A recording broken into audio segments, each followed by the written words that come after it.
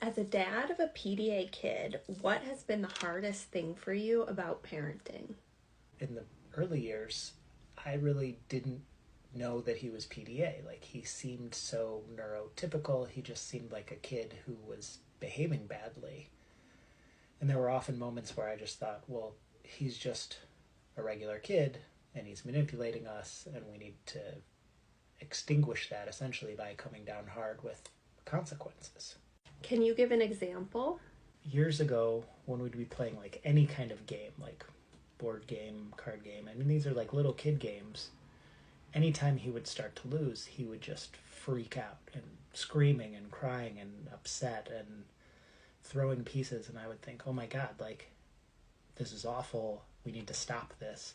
Both because, like, I just didn't like what he was doing, but also I wanted him to stop being such a sore loser. I didn't think we could teach him to do that, that was okay.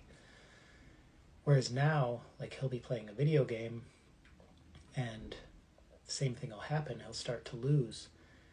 And instead of trying to correct his behavior or stop his behavior, and don't get me wrong, sometimes I still have that feeling of like, I need to do that. But I like slow down, take a breath, and I try and just sit with him.